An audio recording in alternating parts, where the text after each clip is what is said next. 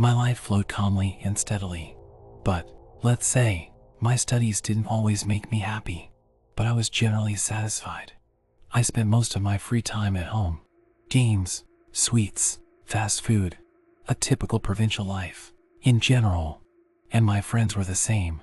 We rarely hung out and mostly communicated in networks or while playing games. One of my friends, Carl, recently interrupted me while I was watching a new episode of a show. I was sitting, absorbed in an action scene, when notifications from him started popping up on the screen, one after another. Hank, open the link. How does this AI work? It knows everything, even the future. Everything it predicted for me came true. I paused the show, feeling increasing irritation. I opened the chat. The link looked suspicious, just like all those hysterical messages. It was Carl, or had his account been hacked? I decided to call and make sure if it was really him, or if someone was trying to steal my account using his name. He answered only after a few minutes of my persistent calls. Yes, his voice sounded hoarse and strained. Shit, Carl, looks like you've been hacked. You sent me some weird link, I said. There was silence on the other end of the line. All I could hear was heavy, raspy breathing. Are you snoring? Can you hear what I'm saying? His stupidity was driving me crazy. I just wanted to finish this and get back to watching the show. I wasn't hacked. I sent it to you. Go to the site. You'll be amazed, he quickly said and hung up. What the hell? He was acting strangely. Didn't even explain anything. I looked at the screen. Fine, let's see what's so amazing. I clicked on the link, and a very simple website opened in my browser. No ads, no images, just a blank screen with black text. Prove you're worthy. Take the test, and a blue button that said start. Prove I'm worthy of what? Wasting my precious time on some nonsense? But on the other hand, it was intriguing. All right, let's go. I muttered to myself and clicked the button. The screen blinked, and the first question appeared. What is your name? Answer honestly. I typed Hank, deciding I wouldn't provide any personal data except my shortened name. The screen blinked again, and the next question appeared. Choose the color you like the most. Below were 3 options: black, blue, purple. I chose blue, just because. What difference does it make? The questions followed one after another. At first, they were simple, pointless things you might ask a little kid, but then the weird questions started. For example, the site asked me the following: choose a death option. Which one would you choose for yourself or a friend? I wrote not to die, but the text immediately disappeared as if it was deleted. Then I wrote death and sleep, thinking that at least it would be easy, painless, and not scary. But it made me uncomfortable. I didn't want to think about such things. The next question was, imagine you know for sure that your friend will die tomorrow, but you have the opportunity to share your years of life with them. Would you do it, or would you let them die? The answer options were, I will share my years or I will let them die. I chose the first option without thinking about the meaning, but the next question required clarification. How many years will you give them? There was a field to input a number. This made me stop and think. How many of my years would I give to a friend? If I lived to 100, then giving 20 years for a friend wouldn't be bad. But what if I'm living my last year? Should I sacrifice myself for a friend literally? Is it right to do something that harms yourself? Anyway, I typed 0 in the field and clicked next. I was curious to see what results would show up after completing the test. Obviously, it was like those tests where you find out what kind of person you are or which character you resemble. Then the site proposed a new, even more absurd situation. Imagine that your exact copy broke into your house and tried to kill you, but you turned out to be stronger and killed it. Will you call the police or try to get rid of the body? The answer options were, I will call the police or I will get rid of it. And I caught myself thinking, what nonsense am I doing? What kind of insanity is this? Why am I even imagining all this? What is this crazy stuff on the verge of madness? If it's a joke, it's way too drawn out.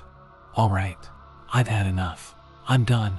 I closed the tab without regret and went back to watching the episode, deciding never to fall for what Carl was offering again. I didn't have to, because the next day he died. I received a message from his younger sister, Milana. Hi, Tama. I'm writing to you because Slava considered you his friend. He died last night. The funeral will be on Sunday. What? I stared at the phone screen for a long time, rereading the text over and over, hoping I had misunderstood. but there was no new meaning in it. I bombarded the girl with messages, my fingers flying over the letters. Carl is dead? Ow, why? Is this a joke? Milana replied. Would I joke like that? I don't know why. The autopsy hasn't been done yet. We went into his room this morning, and he was dead. He died in his sleep. I typed and stared at the screen, shuddering with anticipation. I didn't even know why it was so important. The reply came. How would I know? Probably. Yes. I'm not in a state to answer questions. I just told you so you know. I'm still in shock. My body trembled, feeling like cold water was poured over me from a bucket. The phone slipped from my hands. Carl was dead. Dead. I've known him since first grade, and now he's just gone, just like that. It was hard to believe. I had spoken to him just a few hours ago. Yesterday he was acting strangely. He sent me a link to some stupid site and said it predicts the future. And that test, with those creepy questions, you know for sure that your friend will die tomorrow. My choice was death in sleep, the desired way of life ending. What does it all mean? Whose stupid prank is this? Could this all be real? A terrible coincidence. I calmed down, picked up my phone, and opened the last conversation with Carl, rereading every message several times. How does this AI work? It knows everything, even the future. Everything it predicted for me came true. Carl wrote this seriously? I clicked on the link again, expecting to see those same questions. But instead, the message "Congratulations, Hank. You have successfully completed the test" appeared on the screen. Wait, yesterday I visited the site on my computer and didn't log in.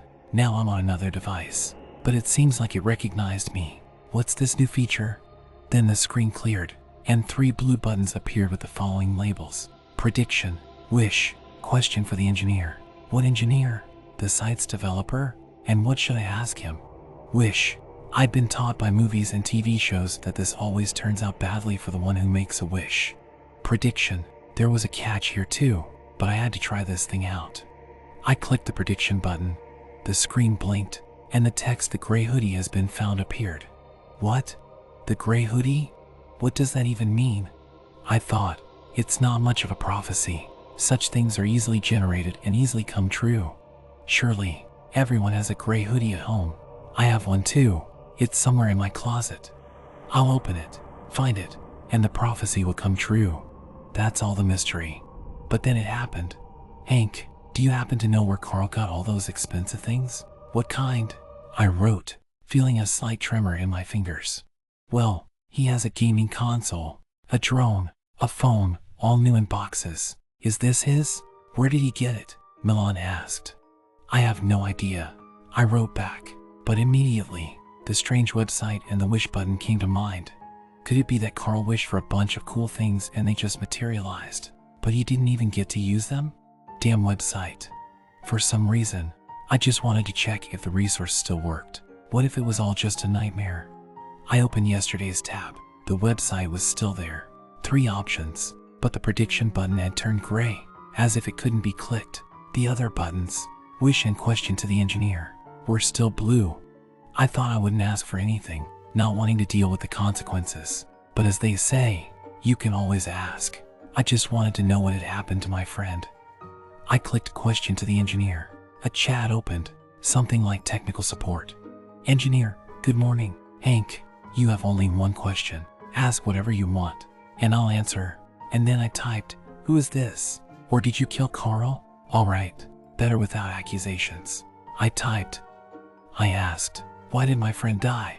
The reply came instantly. Engineer, it was destined for him, and you didn't want to share your time with him. Do you want to fix it? Then make a wish, but only tomorrow, as today the limit is exhausted. Have a nice day. Thoughts whirled in my head. Destined? I didn't want to share time? Can this be fixed? No, I will never visit this website again. Never. I won't even think about it anymore. I got out of bed, throwing the phone aside. Half the day passed under the weight of heavy thoughts. I thought about my friend and that I would never see him again. I didn't know the feeling of emptiness when someone dies. But by evening, I managed to distract myself by playing computer games. I had to come to terms with the fact that Slava was no more. People die. That happens. Soon I would have to say goodbye to him forever and move on with my life. That bitter thought spun in my head, but gradually it faded. While I was typing on the keyboard, controlling my character. Another reality grabbed my attention. The next morning, something unpleasant happened. I took my phone. There was a message from Milan. The funeral is tomorrow at 12 o'clock. And if you're coming, meet us at the main gates of the city cemetery. I replied, of course, I'll come. Then, without my control, the website tab opened on its own. Now only the wish button remained blue. The others had turned gray. I was scared, but not surprised. I had a feeling something like this would happen again with the stories of movies and TV shows. I knew that evil doesn't let go of someone that quickly. The most sensible and safe thing seemed to be ignoring this nightmare with a taste of the supernatural. I turned off my phone and threw it into the desk drawer, letting it sit there. All these paranormal games weren't for me. I preferred an ordinary, quiet life. I lay down in bed, hoping that tomorrow would pass more or less calmly. Just as I fell asleep, the noise of the computer fans woke me up. It turned on by itself in the middle of the night. I sat up in bed. The bright light of the monitor hit my eyes. What the hell? On the white screen, there were 3 buttons: prediction, wish, question to the engineer. Panic gripped me, and I jumped out of bed. What kind of horrible game is this? I don't want anything, I whispered, approaching the computer and reaching for the power button to turn it off. But then the screen flashed with text. Don't you dare. Then, a larger message appeared. If you turn it off, it will be bad. I froze, my hand trembling, my finger barely touching the glowing button. The website was threatening me. On the screen, a new message appeared in bold text. Make a wish. I realized I was being held hostage and couldn't do anything about it. In my head, a thought flashed. Fine, I'll give you an impossible task and see what you do with it. I sat at the computer, cracked my fingers, and clicked on the only blue button. The screen flickered. A text field appeared. I wrote, let Carl live. Send. The screen flickered again, and new text appeared. Price of the wish. How many years are you willing to give for your friend? Below was a small field for a number. I, trembling with fear and hope simultaneously, wrote the number 1.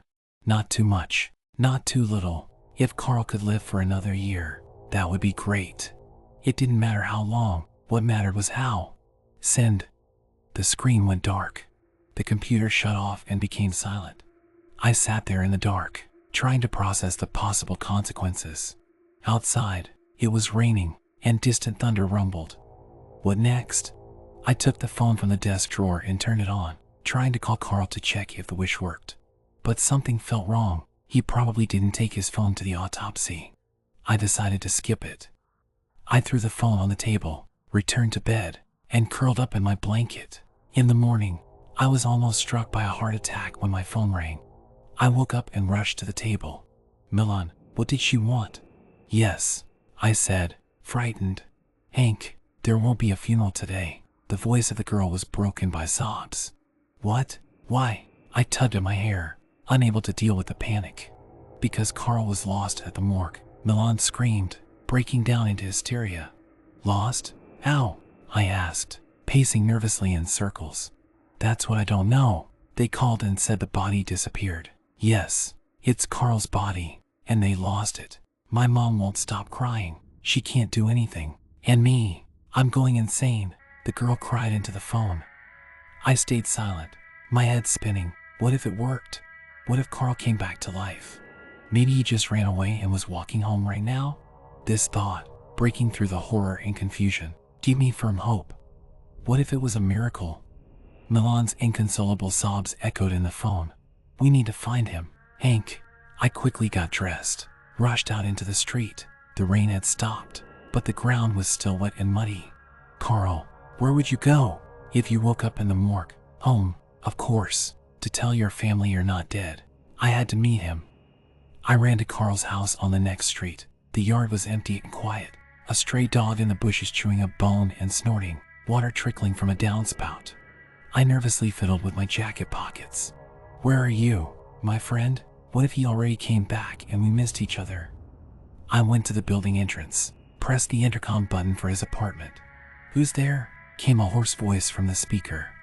I thought it was his mother. Excuse me, has Carl come back yet? I blurted out without thinking. What? Who is this? Are you mocking us? Who is this? the woman shouted angrily. I stepped back, pulled the hood of my jacket over my head, and ran off before she could see me. Where are you, Carl? Where are you? I decided not to go home until I found my friend, and spent the whole day walking around the city. I visited all the places we'd been together, the food truck with burgers in the mall, the park, but he was nowhere. As it began to get dark, the streetlights came on, casting light on the wet sidewalks. I felt tricked. Fool, I thought. I believed that the dead would suddenly come back to life because of some creepy AI. It started to rain again. My hood was drenched. I trudged home, shivering from the cold. When I entered my yard and was heading toward the entrance, someone called out from the darkness. Under the wet linden trees stood a person. I didn't pay much attention and walked past, lost in my thoughts. The voice called again. Carl. I turned around. My heart skipped.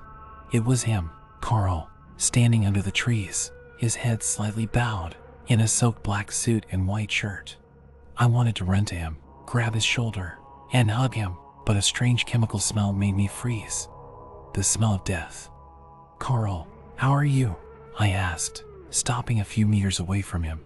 He dropped his jaw, but his lips were tightly shut, his mouth sewn shut. Carl, he raised his head, and I saw his eyes, dead, murky, empty. His skin was pale blue. What the? My friend had risen, but he wasn't alive. He was a walking corpse, and he was acting accordingly. He stretched out his pale arms and slowly walked toward me. A zombie. I ran toward the entrance, opened the door, and, without looking back, ran to my apartment, gasping for breath. My chest was burning, my breathing was erratic, and adrenaline was pumping through my veins. The computer was on. On the screen was the same website with 3 buttons. Again, I sat at the keyboard, wanting to choose chat and beg for mercy, asking to stop playing this terrible game. But the question to the engineer button had turned gray. Now it was time for prediction, which was still blue. One day, one function, everything was clear. I had to survive one more day, and tomorrow, I could try to contact the developer, or whoever he was. Alright, let's get it over with. Let's see what the prediction has to say. I clicked the button. The screen displayed a message. Piranhas bite hard. What piranhas? We don't have them around here, but it's best to stay away from aquariums with exotic fish. There are no aquariums in our city, only pet stores. I don't go there. Classes were canceled, so I had to leave the house in the morning. I wandered through the streets, nervously glancing around. Was Carl lurking somewhere? I didn't want to see him again. As I stepped out of my yard, I looked anywhere but at the ground. Then I slipped and fell straight into a storm drain, into cold, murky water. It instantly foamed up, and something sharp dug into my hands and feet. I screamed in sudden pain. It was piranhas. The predatory fish sank their teeth into me, tearing through my clothes and skin, nibbling small chunks of flesh. I broke free from the drain, leaving my backpack behind, and ran back home. My clothes were torn and covered in blood. Seriously, where did the piranhas come from in the drain? But should I be surprised? This damn website can change reality as it pleases. It kills people in their sleep and resurrects the dead. What's to stop it from summoning fish in the water? Finally, I managed to click the question to the engineer button and open the chat. My fingers trembled as I typed. How do I stop this game? The reply from the engineer came instantly, just like last time. Stop the game, Hank. Isn't this fun? Fine, then find someone more interesting for me. Send this invitation link to one of your friends and consider it over. Below, there was a link. So this is how you wanted me to find a new victim instead of myself. To set someone up, just like Carl set me up. I didn't want that. I needed another way. I came up with one. The wish button was next in line. I just had to wait until tomorrow. I spent the entire day in my room, pacing back and forth, lying down but not sleeping, watching for when the button would show up. Finally, it happened. I sat at the computer, clicked the mouse, and typed into the text field, I want this website destroyed. Send. It seemed to torture me with loading for a full minute. Then the text appeared on the screen. Price of the wish, life. Are you ready to pay? 2 options appeared below. Yes or no. What would you choose? Send the link to one of your friends. which won't guarantee anything but gives a slim hope for survival? Or give your own life to make sure no one else gets hurt? What would you choose?